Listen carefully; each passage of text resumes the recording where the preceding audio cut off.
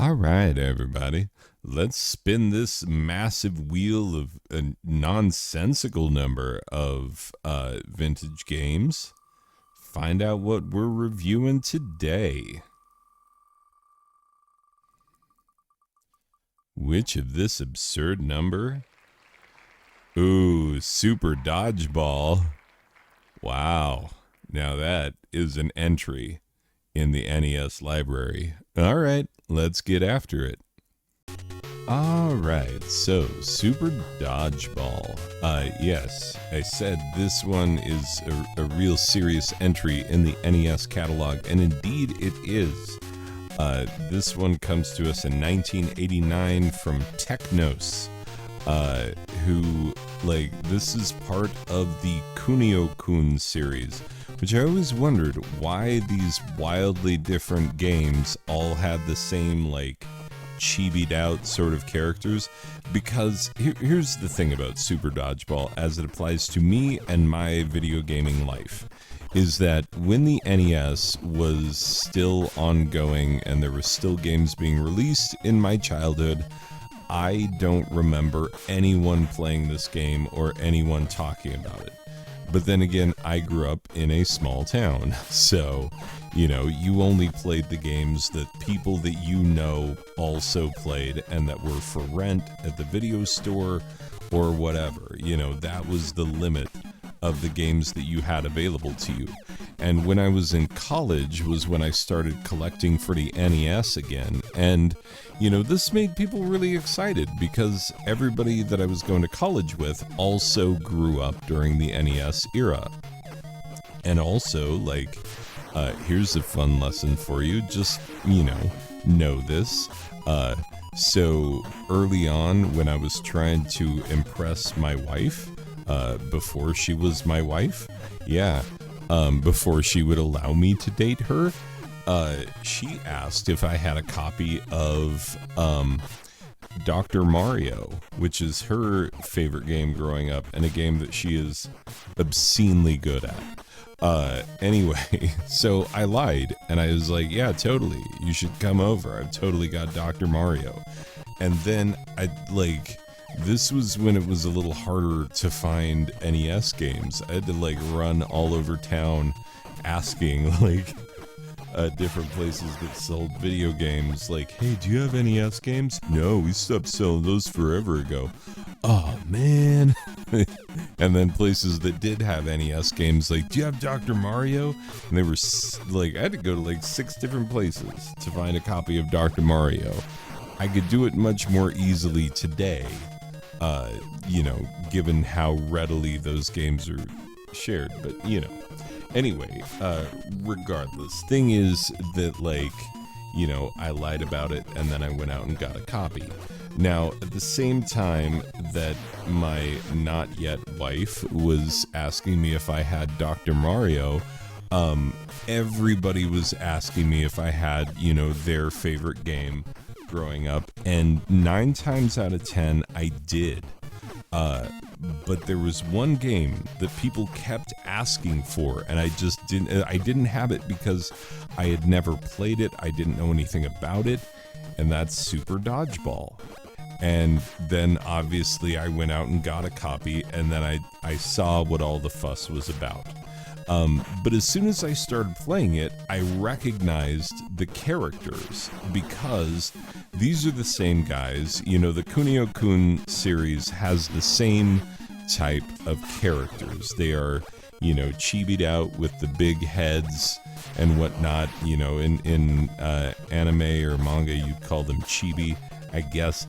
Don't press me on this. I am not that guy who's a Japan fanboy. I know a few things. I don't know all the things. If I misspeak, please correct me, but do so gently. Anyway, but yeah, the Kunio-kun series that had all of these same characters, and it's really interesting because they're not all the same type of game. You had Renegade, River City Ransom, which everybody remembers fondly because it's such a great game. Really good beat 'em up for the NES. Super Dodgeball, of course, Crash and the Boys Street Challenge, and then Nintendo World Cup, which is, like, I don't know, some people don't like it, but I love it. Like, we had so much fun playing that my next door neighbor's Nintendo. See, I didn't have a Nintendo, but I knew people who did, and that's how I played all of my Nintendo games. And so, yeah, if my friends didn't have it, then I didn't play it. That's just how that went. So yeah, first time I booted up Super Dodgeball, I was like, I know these guys.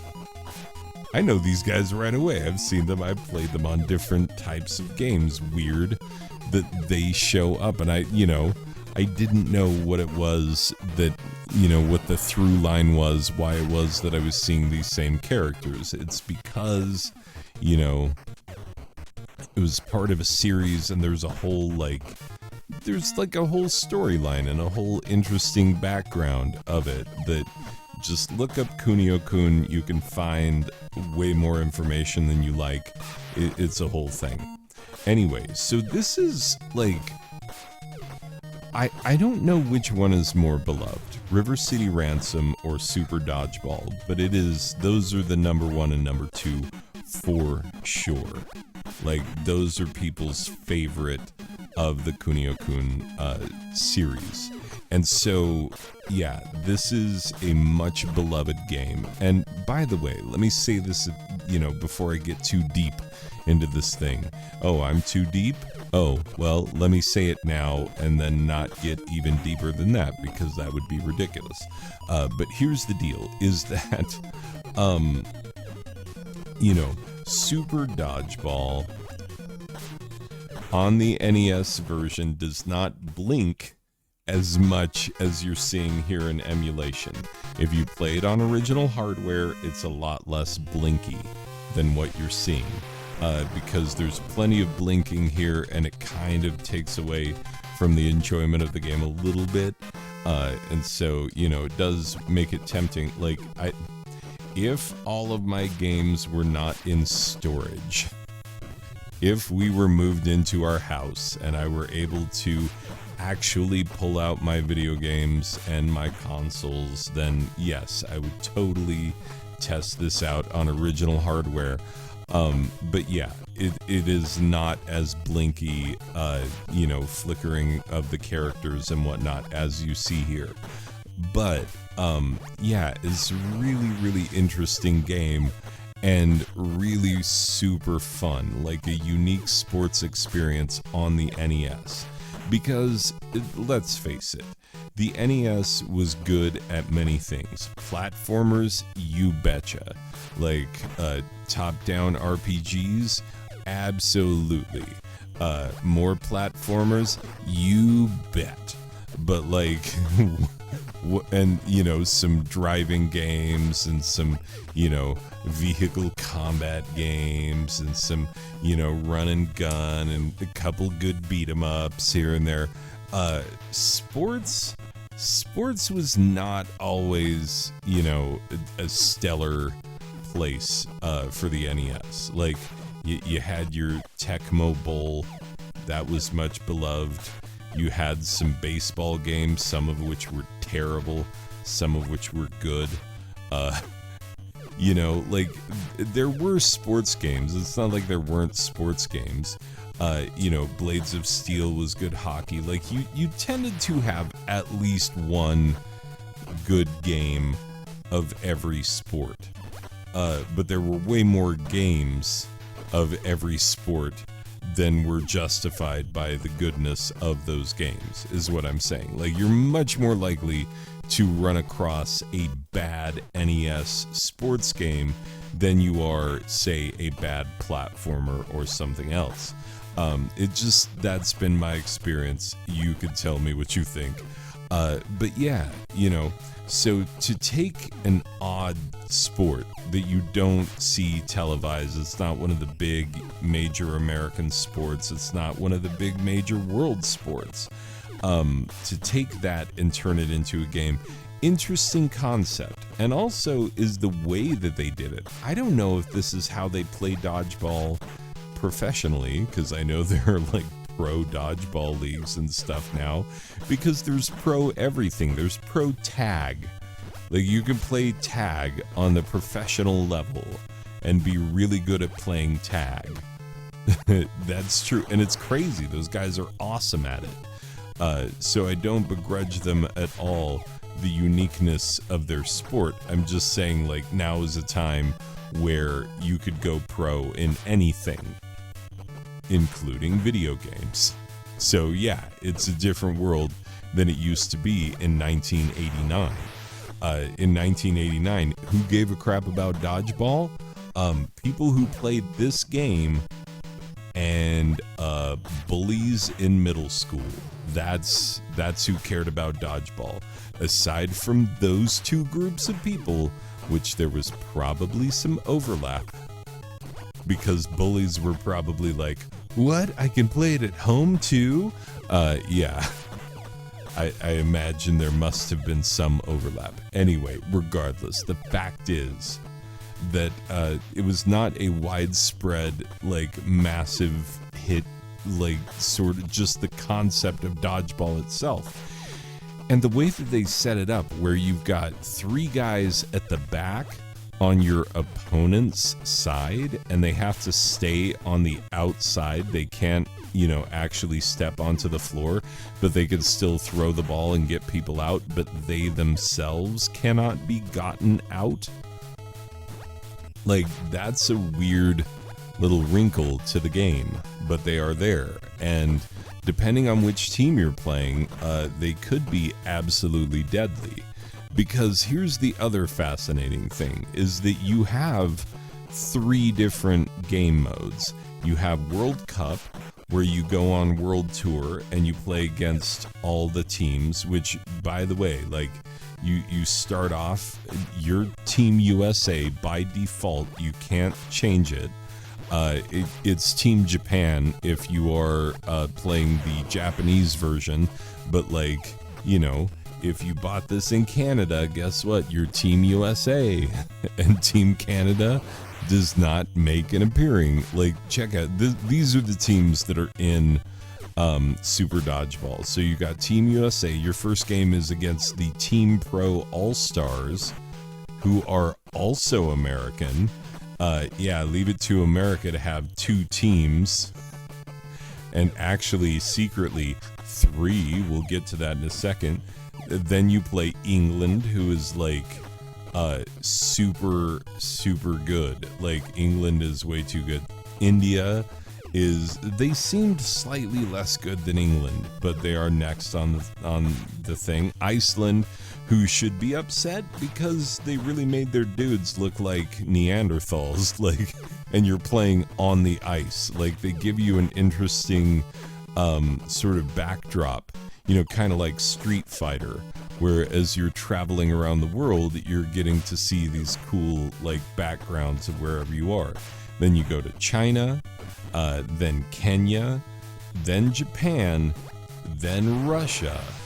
And, of course, showdown between the USA and Russia is inevitable. This is, still very much Cold War times, although it was winding down a little bit by this point. And then you meet up against Team Shadow, which is your Nega Ninja version. Like, it is your, it's a clone of Team USA, who are just shadow versions of themselves. And super hard to beat.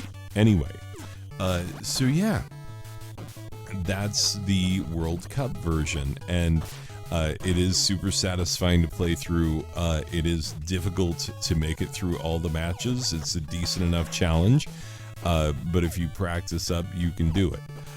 Then there's versus play, where you can play two-player, one person against the other person. And then there's beanball, which is just a madness. It's just everybody against everybody. You start out in a circle, someone gets the ball, and then they just start chucking it. And you just try to stay out of the way and then try and get the ball, but it's a madhouse. So yeah. Anyway, each of these game modes, well, except for Versus, there are different difficulty settings, and those difficulty settings really do make a difference. So I played on normal mode, and I found it to be a reasonable enough challenge. I don't know if I want to bump it up to hard mode. I don't know if I'm good enough at it yet, because there are a number of secret special moves. If you press the A button, that is to throw it at one of the opposing players. The B button does the passing, where you do these lob passes. If you press A and B at the same time, you do a jump. If you press A and B at the same time and then the throw button, then you do like a really hard throw, kind of like a spike in volleyball. And then there are a few other like super special charged up ultra mega power throws, which I have done only on accident, and I don't know how to actually do them. I would have to pull out the manual. I would have to look it up. I am sure there are instructions. The CPU will do it against you way more frequently than you will do it against the CPU. Like, there's that. But, you know, all of these little wrinkles, all of these little things, just make it super interesting. And, you know, the thing is, every single country has, you know, its unique theme, and it has unique music, and everything is a lot of attention to detail for a game like this. And I think those are some of the reasons why people love it, is because it is varied.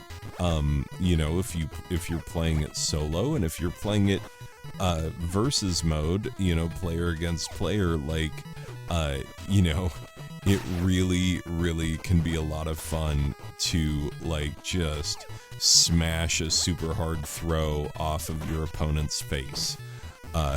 You know, it's just very satisfying. It's very satisfying regardless of which mode you play, but if you're playing against a friend and you get to see their reaction to your awesome shot, it's just a good time. This is a really, really solid, like, even though it's not, there was an arcade version of it that was 4-player.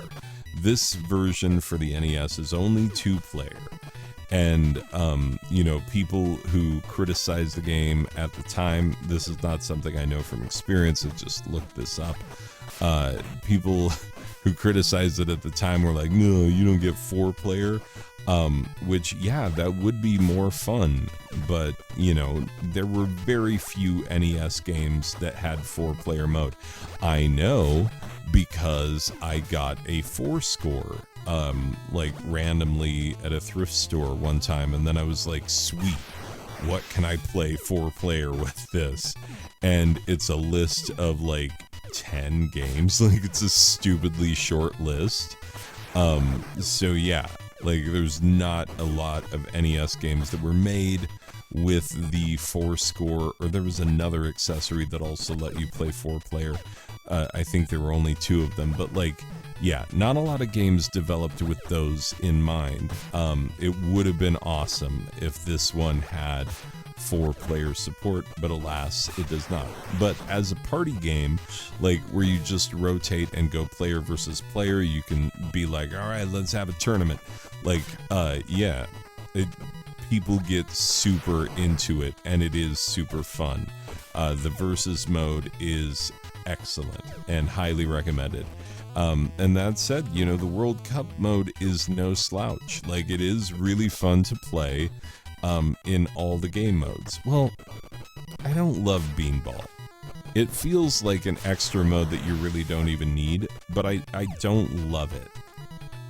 And the reason I don't love it is because it's just too nuts. It, like, you could just, like, honestly just run around and avoid getting hit during the first, like, I don't know, 10 to 12 minutes of the match because it seems to take forever to get everybody out. And then once you're down to the last 2-3 players, then you can start actually playing. And that seems to be the strategy that works best. And I don't think that's a great strategy. I don't think that makes for a great game mode. Anyway, Super Dodgeball, much beloved, excellent NES title. Very much fun and highly recommended. And let me put a final score on it, and then we'll be done.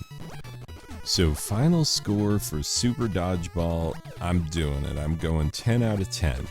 What more could you want from this game? The sprites are delightful and well animated. The controls are really good and solid. You can pick it up, learn the game really quickly, and in a fairly short amount of time become competitive and be able to play against your friends, be able to beat some of those World Cup teams. But also there's a decent enough challenge that the replay value is solid, and there's a reason why. When I picked up the NES and started collecting for it, that so many people were like, hey, do you have Super Dodgeball? And so I'm glad that I own it now. And I'm glad that I get to play it because it truly is an excellent title. So if you have not had the pleasure, I would encourage you to find a copy of the game or, get it in emulation, however you happen to do that. I think it might be one of the featured games if you have the Nintendo Switch online service that gives you access to all of the retro type games. So check it out, find it, play it. It's excellent.